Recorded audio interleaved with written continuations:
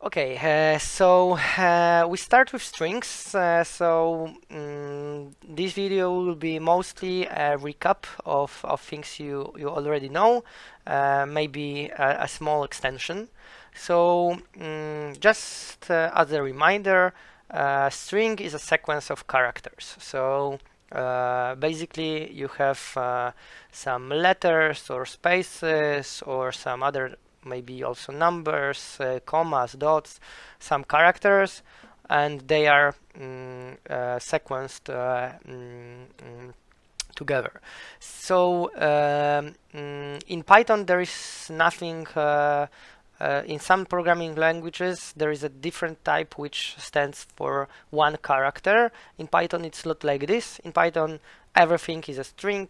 Even one character is a string, and as you already know, an empty string, there is something like this, also exists.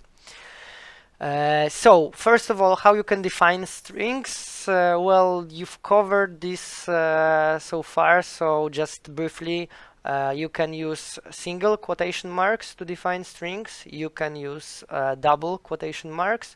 You can also use triple quotation marks. Maybe let's look at this in Visual Studio. So we will have all of this together. So single quotation marks, double quotation marks, triple quotation marks. Triple quotation marks are useful because you can easily add new lines here. If you try to do it with double quotation marks, then Python might have a problem with that. With triple quotation marks, there is no problem with doing that. And you can also use a built-in function str which converts something to string.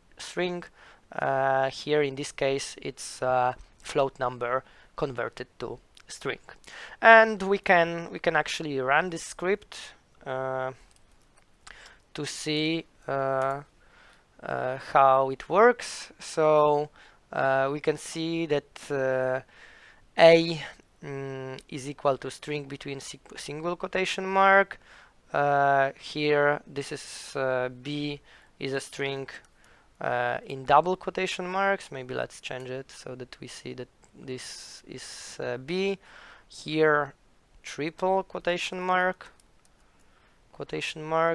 So now if I run it, this is a string between triple quotation marks.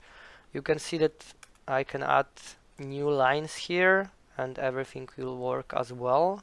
And we can see that these new lines work here. If I try to do this here, then I will get an error. Syntax error, end of line while scanning string literal. So Python was expecting the end of the string here, but he didn't find it, so he has a problem with that. So we have to change it back. So yeah, these are the four ways. These are four basic ways how you can define strings in Python. Let's get this back to the way it was at the beginning.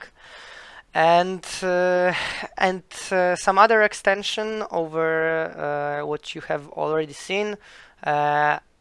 You can already notice this here. There are some special characters in string.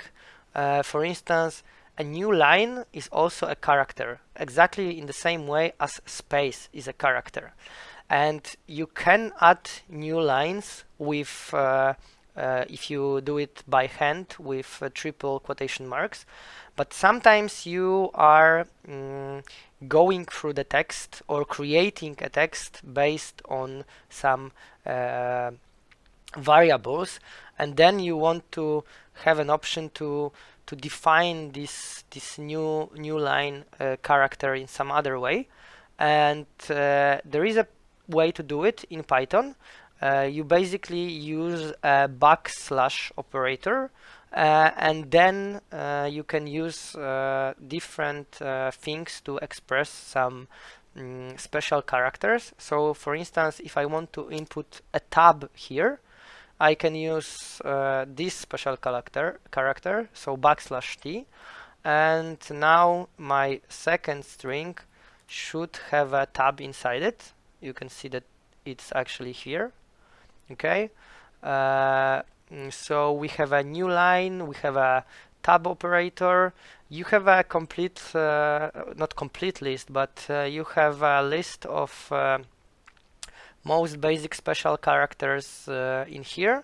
So one important implication of using a backslash is that to actually write a backslash in a string, you have to write it twice, because otherwise Python treats it as just mention of a special character. So right now you can see that there is a backslash here. Let's see what happens if I try to remove it. Okay, still works. So so I guess Python is smarter than I thought. Maybe in some cases it does not work. No, here it should work as well. Here it should work as well. So I guess Python is smarter than I expected. But if you write it twice, then see that the quotation mark is only present once in the string as well, because Python treats this as a special character, backslash.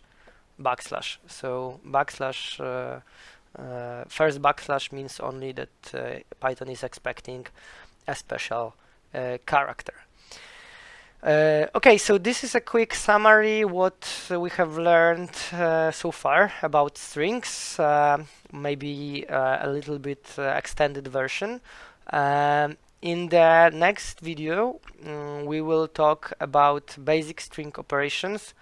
So this is also something you have already seen, but we will do a small recap of that just in case you forgot how to do it or haven't seen it before. So thank you for your attention and see you in the next video.